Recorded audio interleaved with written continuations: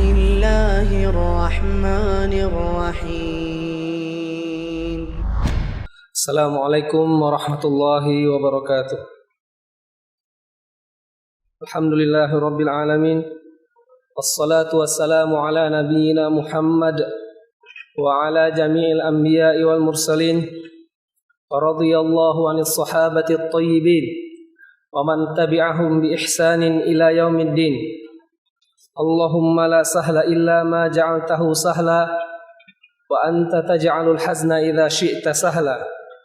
اللهم سهل علينا أمورنا وعلمنا ما ينفعنا وانفعنا بما علمتنا يا أرحم الراحمين. اللهم زدنا علما نافعا وعملا صالحا برحمتك وفضلك يا أكرم الأكرمين. وصلى الله على نبينا محمد وعلى آله وصحبه وسلم تسليما كثيرا. أما بعد، ma'asyiral muslimin rahimakumullah. Alhamdulillah pada malam hari ini kita sudah selesai laksanakan salat tarawih dan witir berjamaah, dan alhamdulillah malam ini merupakan malam ganjil ya, malam ganjil, malam ke 25. Kita lanjutkan pembahasan kita dulu di kitab amalan harian seorang muslim, halaman 15, poin ke-7, amalan ke-7. Bunyinya amalan ke-7, berzikir ketika hendak tidur dan bangun tidur. Amalan ke-7 ini tiap hari kita lakukan, yaitunya apa?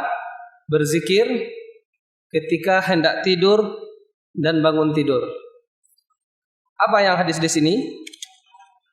Karena Nabi sallallahu alaihi wasallam, karena ini artinya dahulu.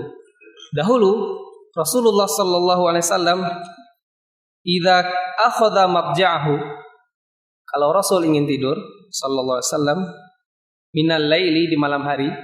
Jadi tidur ada dua jenis ya, Pak. Ada tidur qailulah, biasanya kita siang atau sebelum zuhur. Ada tidur malam. Ini zikir di waktu tidur malam. Nah, minal laili, apa yang dia lakukan? Apa yang beliau lakukan sallallahu alaihi wasallam? Wada'a yadahu tahta khaddih. Beliau letakkan tangannya di bawah pipinya. Yad. Kata yad itu dalam bahasa Arab sebenarnya yang batas yad itu cuma ini. Jadi dalam haddus sariqah, kalau orang dipotong tangannya karena dia mencuri, itu yang dipotong tuh ini, Pak. Dari sini ke sini. Ini yang yad. Tapi kalau ini lain lagi namanya. Ini dhira'. Dalam hadis, man taqarraba ilayya shibran, kata Allah dalam hadis qudsi, siapa yang berusaha mendekat kepadaku sejengkal saja, kata Allah, aku akan mendekat kepadanya dhira'an. Ini dhira' namanya. Kalau di kita namanya apa? Hasta ya. Nah, jadi yang yad itu ini sebenarnya yad. Di faqata'u aydiyahuma, dalam hadus sariqah, dalam hukum potong tangan, kalau dia sampai batasnya nisabnya, ini yang dipotong tuh ini. Nah, jadi apa yang dilakukan oleh Rasul sallallahu alaihi wasallam waktu mau tidur? Akhadha madji'ahu, waktu mau tidur, wada'a, dia letakkan tangan ini yang tangan ya, jadi bukan gini ya.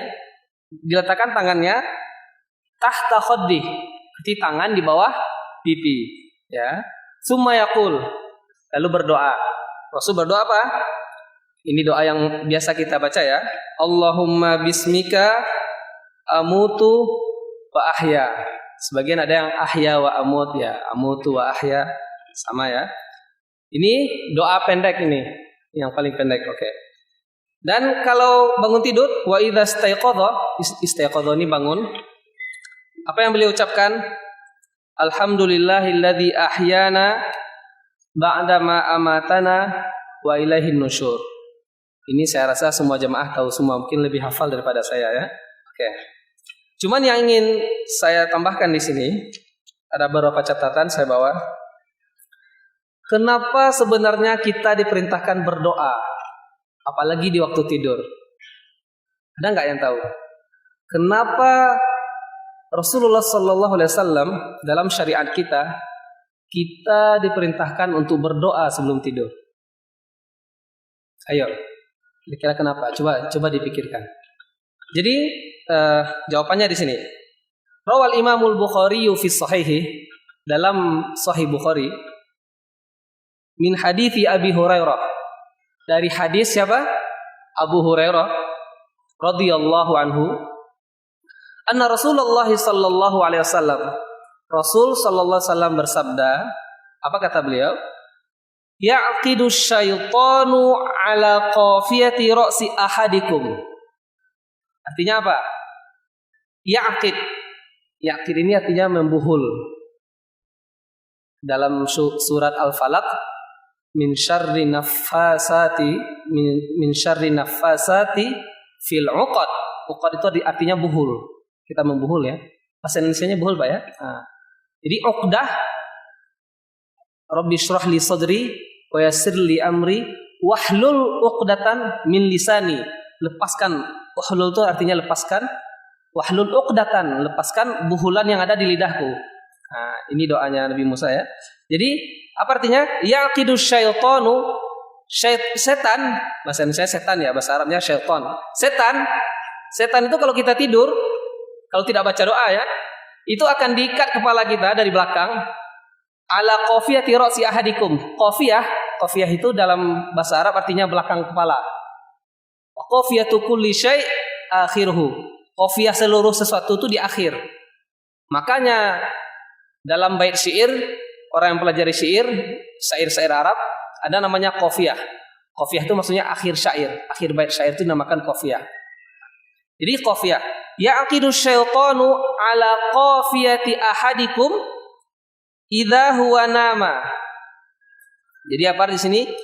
Setan akan membuhul dari bawah kepala salah seorang dari kalian, kata Rasulullah, kalau dia tidur.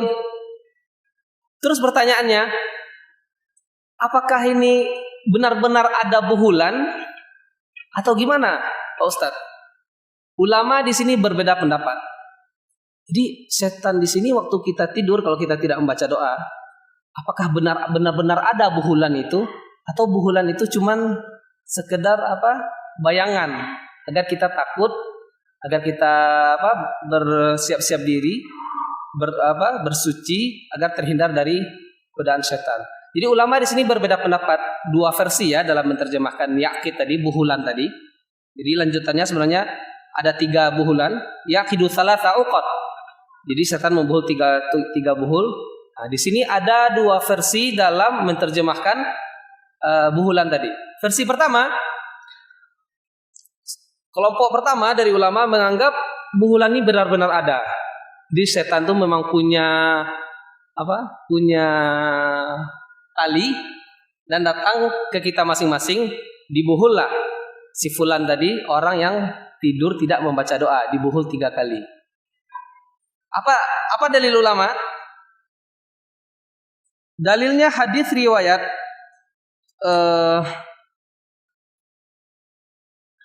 wastadallu bima rawahul Imam Ahmad, hadis riwayat Imam Ahmad juga dari Abu Hurairah.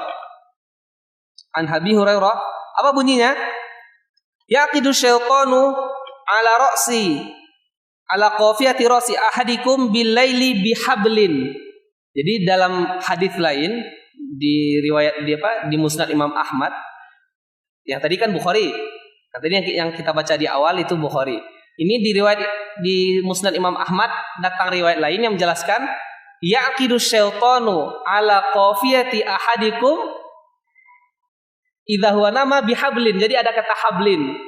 Kan kita biasanya hablum minallah wa hablum minan nas. Hablum minan nas wa hablum minallah. Jadi hubungan, hablun itu kan sebenarnya tali. Tali silaturahmi dengan manusia, tali silaturahmi dengan Allah. Di sini, di hadis ini, setan itu memang membawa tali. Jadi makanya para ulama berpendapat memang benar ada tali itu, tapi tidak kelihatan. Nah, ya, ini ya. Sebab ada hadis yang menjelaskan. Jadi bunyinya apa? Yaqidu syaitanu ala qafiyati ra'si ahadikum bilaili bihablin thalatha uqad. Tiga pintalan, tiga buhul. Nah, ini dalil pertama. Dalil kedua dari kelompok pertama yang menganggap tali itu memang benar ada.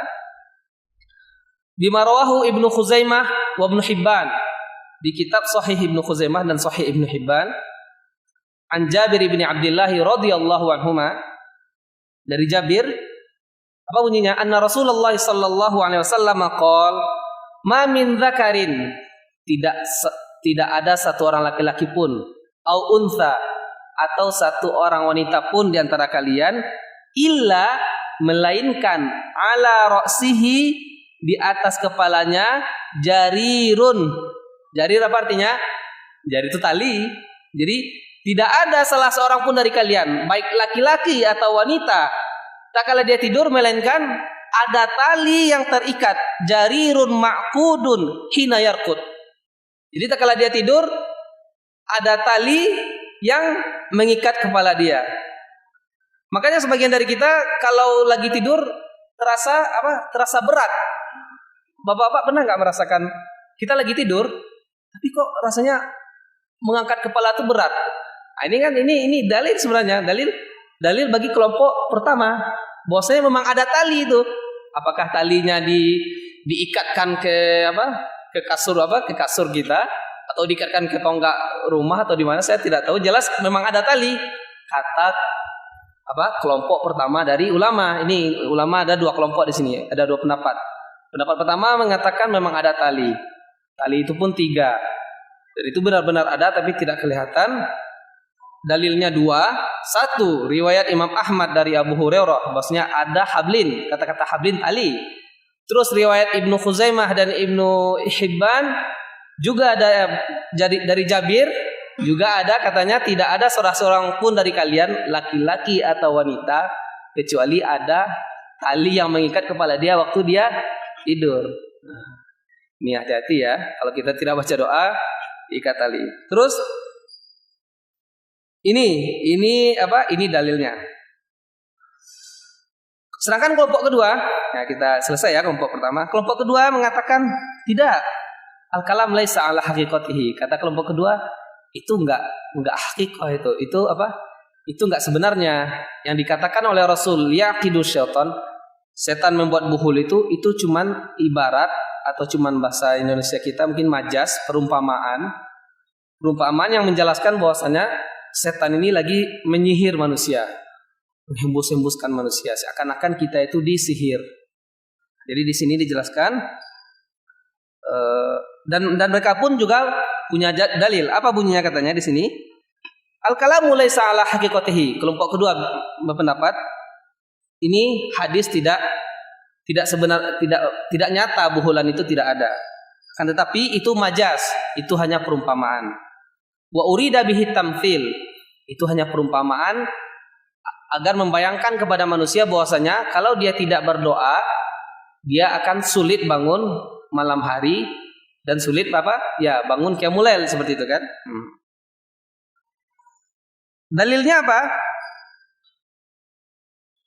Dalilnya sama, ayat tadi juga, yang ayat Al-Qur'an surah Al-Falaq, min syarrin naffatsati fil 'uqad, dari kejahatan an-naffatsah, para penyihir di fil 'uqad. Jadi mereka menyerupakan kelompok ulama yang kedua ini menganggap sekarang saya tanya kamu, kata kelompok ulama kelompok kedua ini, apakah orang yang disihir dia benar-benar terikat, atau yang diikat tuh malah kalau di kita kan boneka ya, istilahnya ada boneka yang diikat, nanti akibatnya terasa oleh orang yang disihir, ya kan? Kalau ada orang menyihir, mungkin ada beberapa di antara kita yang tahu praktek sihir, maksudnya yang kita lihat atau di televisi, biasanya ada boneka ini diikat atau ditusuk pakai jarum atau pakai paku. Jadi yang diikat bonekanya, yang merasakan akibatnya siapa? Yang dituju tadi kan, seperti itu. Nah, jadi kata para ulama, buhul itu tidak benar-benar ada. Itu ibarat sihir. Jadi setan datang ke kita menyihir anak Adam dan menghalusinasi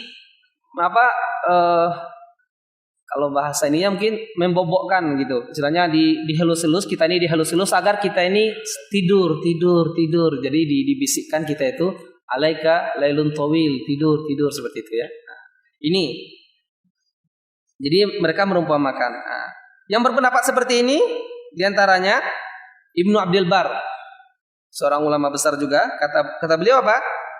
Yahtamil annal murad bil uqad huna as-sihir. Ini memang sihir ini sebenarnya katanya. Apa gunanya apa di sihir manusia ini? Agar tidak bangun. Dan apa gunanya kita bangun di malam hari? Subhanallah, malam hari adalah malam di mana rahmat bercucuran turun. Apalagi sepertiga malam. Apalagi sepertiga malam di sepertiga terakhir di bulan Ramadan. Ini tengah malam ini sebentar lagi itu luar biasa fadilahnya, waktu sangat ini sekali sangat berharga sekali. Jadi setiap sepertiga malam kan yanzilu rabbuna, Allah turun di setiap sepertiga malam ila sama'id dunya, ke langit bumi Allah turun dengan kekuasaannya, ya maksudnya dengan cara yang Allah inginkan, dan Allah menghimbau seluruh hambanya, siapa yang akan aku yunadi rabbuna ma hal min taibin fa'atubu alai hal min mustaghfirin fa'aghfirullah wa hal min kadza wa hal min kadza. Kan Allah menghimbau hambanya di malam hari, siapa yang mau bertobat, ayo saya terima tobatnya. Siapa yang mau istighfar, saya terima. Ayo siapa yang mau minta ampun, siapa yang minta rezeki, siapa yang minta jodoh. Kan sepertiga malam. Makanya setan ini takut. Sebab kalau setiap orang tidak diikat atau tidak disihir, umat Islam bisa bangun semua di malam hari. Wah, kalau semua umat Islam atau semua kita bangun dan kita berdoa, celakalah setan. Jadinya siapa yang akan menemani setan nanti di neraka? Kan maksudnya kalau semuanya diampuni, minta ampun dan diampuni, lalu siapa yang akan menemani dia kan? Dia kan tugasnya apa setan? Apa tugasnya? Cari teman kan? Cari kawan, cari relasi sebanyak-banyaknya agar tidak sendirian di neraka. Makanya disihirlah anak Adam ini. Kita disihir. Nah, itu pendapat kedua ya. Ada lagi pendapat lain tambahan. Nah, ulama ini garis tengah. Tadi yang berpendapat pertama bilang, enggak, ini benar-benar ada. Pendapat kedua beranggapan tidak, itu hanya sihir. Garis tengah, biasanya kan ada garis tengah. Ini garis tengah beranggapan hadzal haditsu yusallamu lahu wa la yukhadu fih. Hadis ini kita terima aja. Rasulullah SAW bilang kita diikat sama setan, ya udah kita diikat. Tapi kita tidak tahu bagaimana cara diikatnya, wala yukhadu fih. Kita imani, kita yakini kita diikat, tapi kita sudah jangan dibahas lagi karena itu urusannya sudah ghaib, itu sudah alam ghaib. Nah, ini yang berpendapat seperti ini Al-Hafiz Al-Waqashi Al-Andalusi, dan dia menuturkan bahwasanya aktsarul ulama ala tarkil khawdi fi hadzal hadits ma'a taslimilah. Dia juga membawakan ulama-ulama yang lain, kata beliau, banyak juga para ulama yang sependapat seperti ini. Jadi ada juga yang poros tengah. Biasanya kan seperti itu. Kalau ada masalah, ada poros A, ada poros B, ada non-blok. Nah, ini berusaha untuk menerima, tapi tidak dicari-cari bagaimana caranya. Kan tetapi kira-kira bagaimana? Kalau kita gimana? Apa kita buat kelompok baru untuk memahami hadis ini?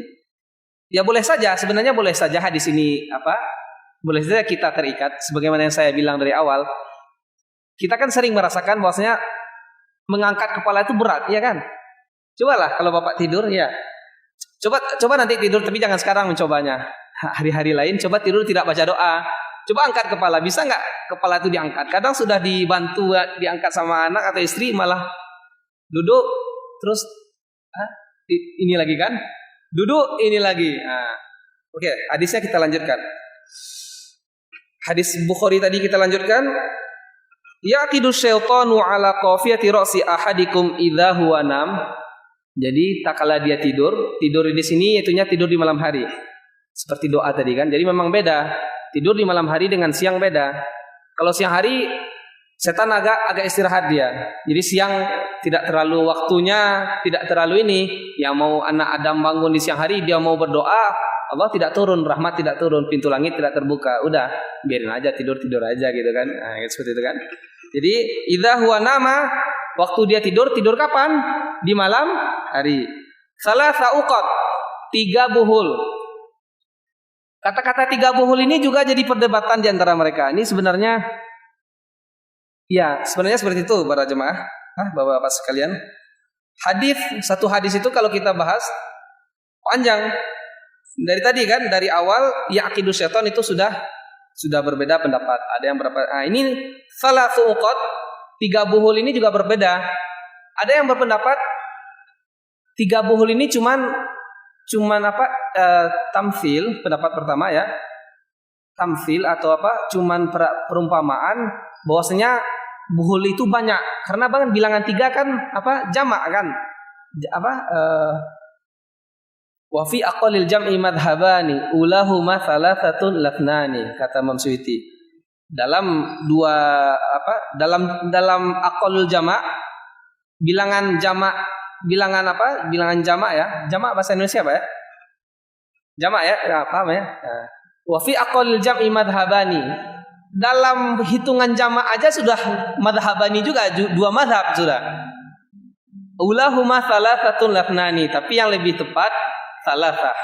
Pendapat yang mengatakan jamak itu dimulai dari 3, bukan 2. Sebab khilaf juga ulama. Ada yang bilang 2 sudah dianggap jamak, 3 seperti itu kan. Jadi 3 buhul yang diikat oleh setan tadi kayak anak Adam, itu sebagian ulama beranggapan ini 3 itu tidak mesti 3. So kalau orang mengikat, kalau kita ngikat ngikat perahu atau ngikat itu ikatannya yang jelas diikat sampai kencang. Mau 3 kali. Kita nih mau ngikat makanan iftar nih, mau dibawa ke masjid, kita taruh di belakang motor, kita ikat. Kan nggak mesti 3 kan, yang jelas ikatannya banyak agar memang kuat, agar kalau kita ini nggak lepas. Jadi bilangan 3 ini kata sebagian ulama dia ini aja perumpamaan, tidak mesti 3. Pendapat yang lain tidak. 3 ini ada maknanya. Kenapa 3? Pertama kata kelompok kedua, karena memang kalau kita usaha bangun, kayak saya bilang tadi, kalau kita mencoba bangun tanpa berdoa, itu kita mungkin akan mencoba pertama kali kita duduk dulu. Kalau kita lagi tidur, mungkin kalau kita pasang alarm, kita akan coba bangun kan, duduk. Tapi mata masih setengah-setengah, masih ini. Terus kalau biasanya kita masih ngantuk, tidur lagi, bunyi lagi alarm. Bahkan alarm pun ada opsinya 3 kali terulang, beberapa kali diulang gitu kan. Alarm pun ada opsinya kan. Kita silent atau dimatikan. Silent dulu. Nanti bunyi lagi, kita duduk lagi. Aduh masih jam berapa ini? Dah tidur aja dulu, masih lama sahur. Dah tidur lagi. Bunyi lagi alarm. Biasanya kalau sudah 3 kali kayak gitu, sudah kita tidak akan bangun lagi sudah. Jadi makanya itu gunanya setan mengikat 3 kali. Jadi usaha anak Adam itu nggak akan lebih dari 3 kali gitu. Jadi itu diantara alasannya pendapat kedua yang menganggap 3 itu ada maknanya. Pertama alasannya karena anak Adam itu kalau berusaha bangun, dia tidak akan lebih usahanya dari 3 kali. Paling tidur, bangun, tidur, bangun, tidur, bangun. Kalau sudah ketiga, kalau dia tidak benar-benar bangun, berdiri dan wudhu dan sholat, dia sudah akan lewat tuh malam itu. Akan hilang kesempatan dia minta ampun dan minta rezeki, minta semuanya dari Allah. Ada lagi alasan dia. Alasannya 3 itu gunanya untuk buhul pertama, untuk menghalangi dia dari berzikir. Karena kan kita kalau pas duduk, kalau kita langsung baca tadi doanya, Alhamdulillahilladzi ahyani ba'dama amatani wa ilaihi nusyur, atau kita baca yang lain kan, la ilaha illallah, atau kita baca doa lain, itu langsung lepas. Makanya bapak ibu yang mencoba, bapak-bapak yang mencoba, kalau pas kita duduk langsung baca doa atau baca istighfar, baca bismillah, biasanya mata langsung melek. Ya kan? Jadi buhul pertama itu sebenarnya untuk mengikat berzikir, tapi kalau dia berzikir lepas sudah. Terus buhul kedua agar dia tidak berwudu. Tapi kadang kan kita bangun kita sudah berzikir, tapi kita masih duduk aja dulu di kasur kan, wudu nggak ya, dingin atau masih mikir-mikir, itu masih ada buhulnya. Tapi kalau kita sudah wudu, tinggal satu buhul aja lagi. Kalau kita sudah wudu, biasanya buka dulu televisi. Oh lagi apa sih, lagi main apa sih sekarang?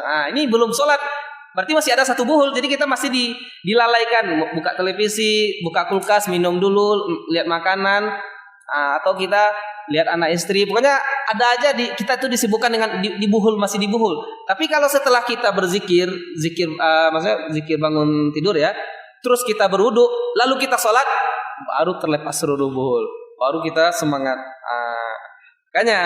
Makanya di hadis ini kita baca lagi, kan udah saya jelaskan tuh. Kita ulang ya. Di Sahih Bukhari, yaqidu syaitanu ala qafiyati ra'si ahadikum, setan mengikat dari belakang kepala anak Adam semuanya 3 ikatan kalau dia lagi tidur malam. 3 ikatan ya.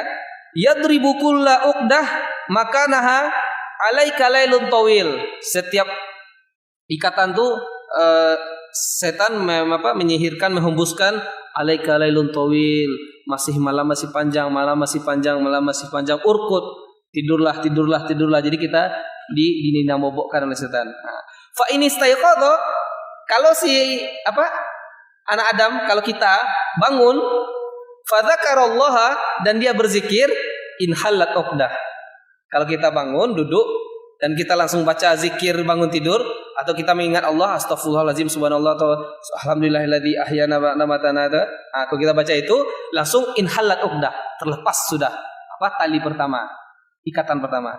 Terus fa in tawaddoa, kalau kita berwudu, lepas juga buhul kedua. Fa in shalla, kalau kita salat setelah itu, inhallat uqadu kulluha, seluruh buhul sudah terlepas sudah. Fa asbaha, baru kita itu jadinya nasyiton, semangat, thayyiban nafsi, dan bawaan diri itu baik. Wa illa, kalau itu tidak dilakukan, khalas asbaha khabithan nafsi kaslan. Kalau kita tidak melakukan zikir, kalau kita tidak berwudu, kalau kita tidak sholat, begitu kita akan bangun capek, khabithan nafsi, kita bangun capek dan bawaannya malas dan masih ngantuk. Nanti pergi kerja pun ngantuk, mungkin di atas kendaraan juga, kalau mesan Gojek masih ngantuk juga kan. Itu yang kalau itu hasil dari sihir tadi, itu hasil dari ikatan tadi. Jadi ikatan itu masih nempel, mungkin dia sebenarnya terpaksa lepas kan, tapi kita tuh masih bawaannya masih ngantuk. Iya. Terus sebenarnya ada lagi perbedaan, kita bahas sedikit ya. Jadi ulama juga berbeda pendapat sebenarnya. Salat di sini tuh salat apa ya, kata ulama?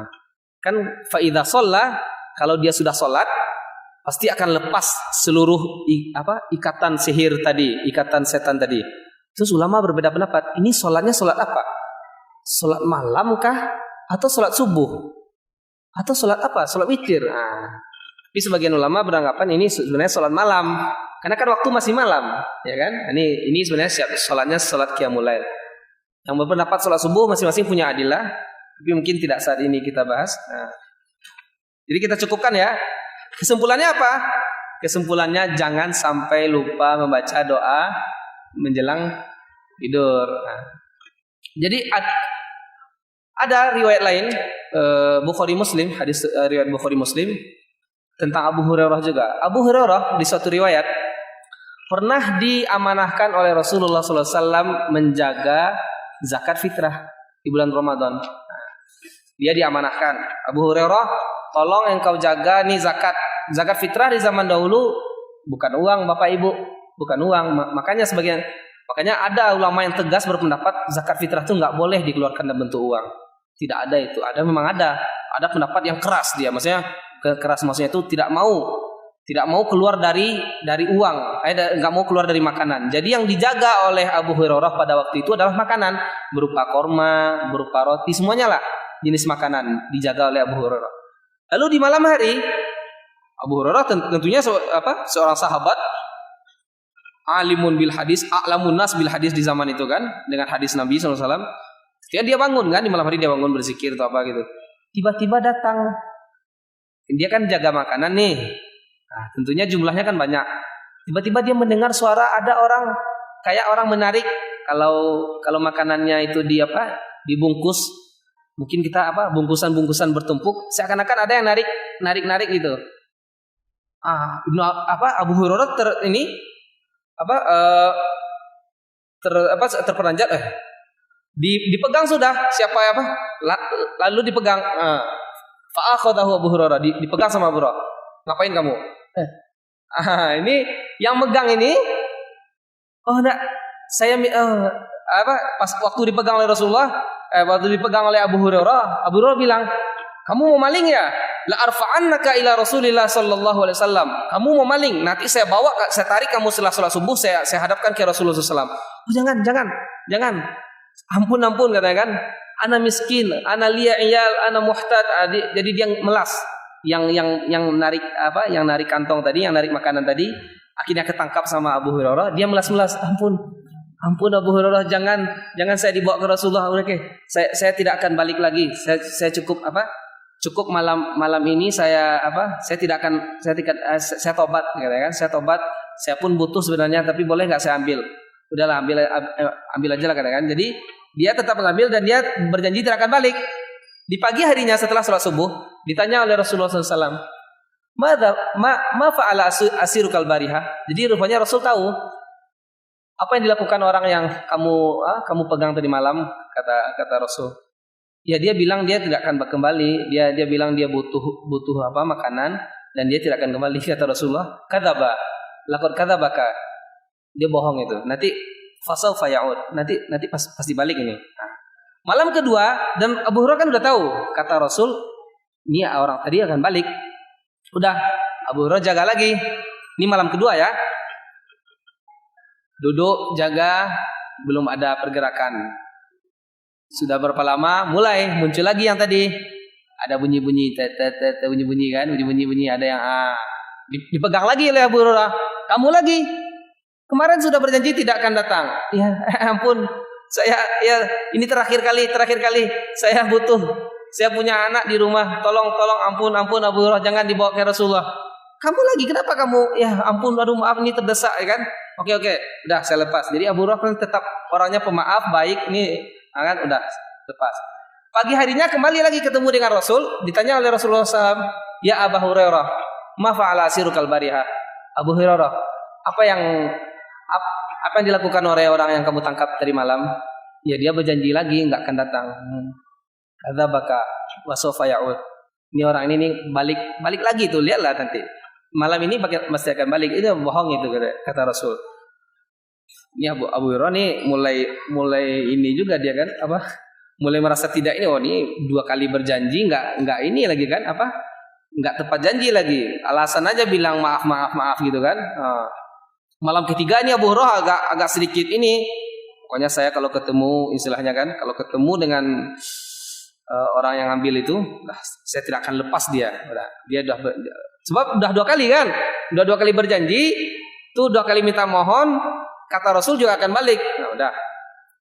Di malam ketiga, Abu Hurairah mulai jaga makanan. Belum ada pergerakan. Sejam setelah itu atau beberapa saat setelah itu, balik lagi. Nah, ini memang benar-benar betul kan, kalau Rasulullah SAW bilang kan pasti terjadi. Balik lagi rupanya. Kata dipegang lagi. Ini kali terakhir, sudah 3 kali dan saya tidak akan terima. Mau anak kamu tidak makan, istri kamu tidak makan, terserah. I don't care about that. Katakan saya tidak peduli gitu. Terserah kamu mau bilang apa, saya tidak akan peduli. Saya akan bawa kamu ke Rasulullah SAW. Wah, tegas ya kan? Maksudnya Abu Hurairah nggak akan ini lagi. Saya tidak akan peduli dengan seluruh alasanmu. Saya akan tetap bawa kamu ke Rasulullah SAW. Sebab kan kalau dibawa maling boleh jadi potong tangan kan gitu kan. Nah, dibawa takut kan. Akhirnya katanya, udah, saya sekarang menyerah. Menyerah juga dia. Saya sekarang menyerah. Gini, oke, saya salah. Dia mengaku salah, saya salah. Tapi saya ada satu permintaan. Apa? Saya akan ajarkan kamu suatu doa. Kalau kamu lakukan, kamu akan dijaga oleh Allah.